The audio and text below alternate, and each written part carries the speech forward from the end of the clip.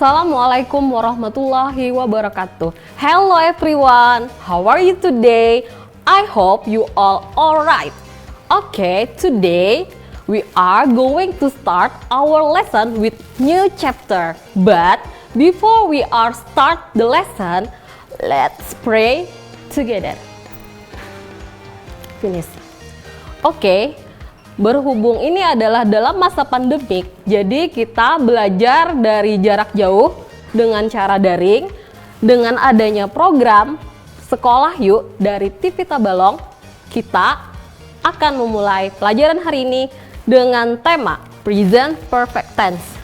Baiklah, tujuan pembelajaran kita hari ini adalah the students will be able to analyze the social function, structure text, and then the language elements to state, asking about action, activity, and the events that already done in the past but still related in the present. But we had to use it in the right context. Next, students will be able to arrange a text, written text, to state and asking about the action, activity, and the events that we had already done in the past but still related in the present time with the right context related to social function, structure text, and the language elements. Anak-anak, if we learn about present perfect tense, we have to pay attention about three parts. First, function. 2, time signal. And then 3, the formula. Okay. Now we go on about how the function of present perfect tense. Present perfect tense doesn't express when an action happen. Jadi tenses ini tidak menjelaskan kapan kejadian itu pasti berlangsung, tetapi kejadian itu sudah kita lakukan tetapi masih berlangsung di waktu sekarang meskipun waktunya tidak dijelaskan secara spesifik. Oke, take a look the example in this sentence. I have traveled to all 7 continents. Jadi saya telah berjalan-jalan atau berkeliling dunia ke 7 benua. Di situ tidak dijelaskan kapan dia berkeliling ke 7 benua itu. Tetapi di situ menyatakan bahwa dia telah berkeliling ke 7 benua itu. The use of the present perfect tense, a past action that has a present result. Jadi di situ adalah kegiatan yang sudah dilakukan, tetapi kegiatan itu masih dilakukan di saat sekarang. Misalnya dengan contoh kalimat ini, the taxi hasn't arrived yet. Jadi taksi itu belum datang, tetapi we are still waiting. Jadi kita masih menunggu kapan taksi itu datang. Kemudian I have cut my finger. Jadi saya melukai jari saya. Itu kan berarti bleeding, mengeluarkan darah. Kapan kamu melukai jari itu kan tidak dijelaskan dengan waktu yang jelas di situ, tapi sudah terjadi tangan kamu itu luka. Kemudian kita menggunakan tenses present perfect tense ini untuk kegiatan yang baru saja selesai dan hasilnya bisa kita lihat di saat sekarang. Contoh pada kalimat ini, they have just finished painting. Jadi mereka baru saja selesai melukis. Jadi cat yang ada pada lukisan itu masih basah. Artinya mereka itu baru saja selesai melukis tapi tidak tahu kapan waktunya. Apakah 5 minutes ago atau an hour ago. Tidak dijelaskan secara spesifik. Kemudian he has passed the exam. Dia telah lulus ujian. Jadi kita tidak tahu apakah dia lulus ujian itu kemarin atau 1 jam yang lalu. Itu tidak dijelaskan, tapi dia sudah lulus ujian. Kegiatan itu sudah terjadi. Events itu. Next, for action which happen at an unstated indefinite time in the past. Jadi untuk tindakan atau kejadian yang tidak dijelaskan secara pasti waktunya di waktu yang telah lalu. Contohnya dalam kalimat ini, my parents have bought a new horse. Orang tua saya telah membeli seekor kuda. Jadi tidak dijelaskan kapan kuda itu dibeli, apakah kemarin atau lusa atau 1 tahun yang lalu, tetapi intinya sudah dibelikan horse. Oke anak-anak, kita lanjut dengan time signal. Jika kita learning about present perfect tense, kita harus melihat time signalnya. Biasanya ditandai dengan kata for atau since. Contoh ya, she has read the novel for 2 hours misalnya. Jadi dia telah membaca novel itu selama 2 jam. Tetapi we don't know the exact time kapan dia mulai membaca. Tetapi buku itu telah selesai dibaca novelnya. Kemudian since, the studio has built since 1970. Jadi studio ini sudah dibangun sejak tahun 1970. Jadi kalau untuk yang ini ditandai dengan since lebih spesifik waktunya. Meskipun tidak tahu kapan waktunya. Kemudian penanda waktunya, time signalnya kita bisa menggunakan ever dan never. Kalau ever biasa kita gunakan pada kalimat interrogatif atau kalimat tanya. Contoh, have you ever played ice hockey? Have you ever played ice hockey? Pernahkah kamu bermain hoki? Have you ever traveled to the USA? Pernahkah Anda jalan-jalan ke Amerika? Kemudian untuk time signal berikutnya adalah never. Never itu biasa kita gunakan pada negative statements. Jadi pada pernyataan negatif. I have never played ice hockey. Jadi saya tidak pernah bermain hoki. Okay, next. Before we are continue our lesson, we'll be back after this commercial break. Kita akan kembali setelah jeda iklan ya anak-anak.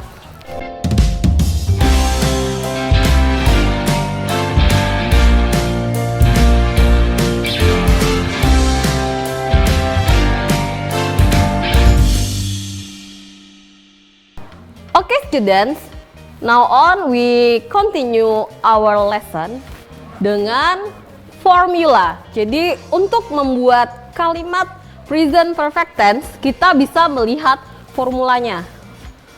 Untuk kalimat positif, positive sentence, kalian bisa menggunakan subject, have, has. Have, has ini adalah auxiliary and past participle yaitu verb 3. Tetapi subjek itu masih kita divide lagi. Ada subjek untuk orang yang bentuk jamak dan orang ketiga tunggal.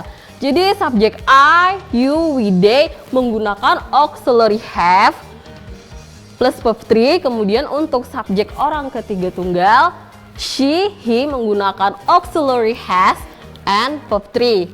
Kemudian untuk negative sentence, subjek plus have, has, plus not, plus past participle or verb 3.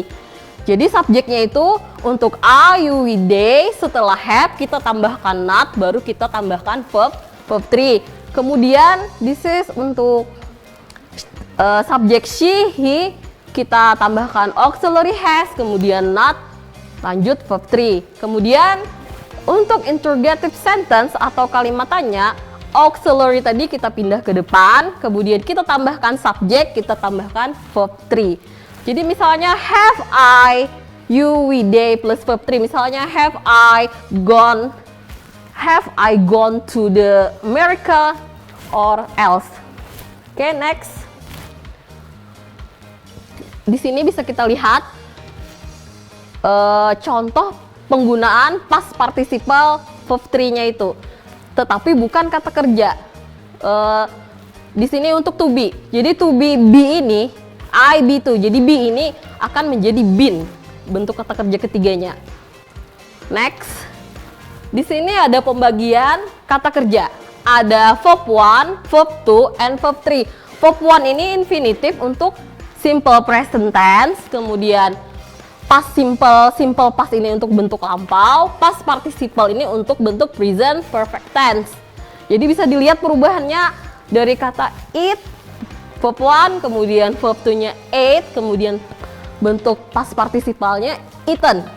Ada see, saw, seen, meet, met. Sebaiknya anak-anak bisa membuka masing-masing dictionary-nya ya. Di dalam dictionary-nya biasanya sudah lengkap perubahan kata kerja ini. Oke anak-anak, kita lanjut. Di sini ada bentuk kalimat interrogatif. How long have you lived in the same house? Jadi di situ dia bertanya, how long have you lived in the same house? Berapa lama kamu tinggal di rumah yang sama? I have lived in the same house for 5 years misalnya. Jadi saya sudah tinggal di sana selama 5 tahun. How long have you had your present job? Jadi berapa lama kamu sudah memiliki pekerjaan kamu yang sekarang? Misalnya I have worked since 2 years ago. Jadi saya sudah bekerja di situ sejak 2 tahun yang lalu. Di sini sama bisa dilihat contoh dari kalimat interrogatif. Have you ever had a beautiful dream? Jadi di sini bisa dilihat perubahannya. Have, kemudian ada ever sebagai time signal, kemudian ada had sebagai verb 3. Beautiful dream-nya itu sebagai objeknya. Have you ever been in love? Jadi di sini have ditambah ever, been-nya ini sebagai bentuk kata kerja past participle-nya. Kemudian have you ever want to someone else? Jadi untuk kata wanted ini verb 2-nya sama, bentuk simple past-nya, kemudian bentuk past participle-nya juga sama. Baiklah anak-anak, kita lanjutkan lagi pembelajaran kita setelah jeda iklan berikut.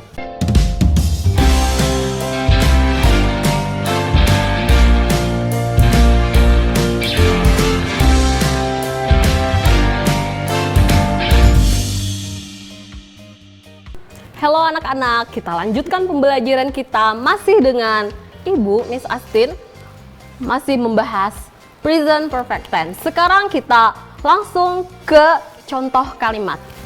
Sambil kita analyze bentuk formula dari tenses ini ya. Oke, you see the picture on the slide. Oke, they have played tennis. Jadi they di sini sebagai subjek, have sebagai auxiliary verb, kemudian played sebagai past participle atau verb 3, tenisnya sebagai objek. Jadi they have played tennis. Jadi mereka telah bermain tenis. She has just painted a picture. Jadi dia baru saja mencat sebuah gambar, mewarnai begitu. Di sini penggunaan time signalnya ditandai dengan kata just. Jadi subjeknya, karena subjeknya she, orang ketiga tunggal, maka auxiliary yang digunakan adalah has. Just-nya sebagai time signal, painted-nya sebagai past participle, picture-nya sebagai objek. Jadi she has just painted a picture. Okay, next. Still look on the slide. How long have they been married? Jadi how long have they been married? Ini adalah bentuk kalimat interrogatif, kalimat tanya. How long? How long itu berapa lama mereka telah menikah. They have been married for 45 years. Jadi mereka telah menikah selama 45 tahun. Di situ tidak dijelaskan the exact time when they had been married. Jadi tidak ada waktu yang spesifik kapan mereka menikah. Cuma sudah dijelaskan bahwa they have been married for 45 years. Next. They have just married. Mereka baru saja menikah. Lihat lagi contoh berikut. Anne's car has just broken down. Jadi mobil anak telah rusak, baru saja rusak maksudnya. Tidak dijelaskan specific time kapan mobilnya rusak. Next. She has picked a lot of flowers. Jadi dia telah memetik banyak bunga. Jadi di sini she has got some flowers in her hand, so the action is finished. Jadi di situ dia sudah memetik bunga, kemudian kegiatan atau tindakan itu telah selesai dilakukan, tetapi di waktu sekarang dia sedang holding the flower, sedang memegang bunga. Susan and Harry have had their dog for 2 years. Jadi Susan dan Harry telah memiliki anjing itu selama 2 tahun. Tapi tidak disebutkan when they bought the dog, kapan mereka membeli anjing itu. Nah, di sini bisa kita lihat langsung bentuk positifnya. Untuk perbedaan tiap-tiap subjek yang menggunakan auxiliary have dan auxiliary has. Di sini bisa kita lihat I have swam, you have swam, he has swam. Nah, di sini kan jika subjeknya I, you, we, they, maka auxiliary-nya adalah have. Jika subjeknya he, she, dan it, maka auxiliary-nya adalah has. Untuk past participle-nya semuanya sama. Next, bentuk negatif. I haven't swum, you haven't swum. Sesudah auxiliary, kita harus menambahkan kata not. Jadi anak-anak bisa membedakan sendiri perbandingan kalimat positif dan kalimat negatif. Next, untuk kalimat interrogatif atau kalimat tanya. Auxiliary-nya kita taruh di depan menjadi have I swum, has she swum, have you swum.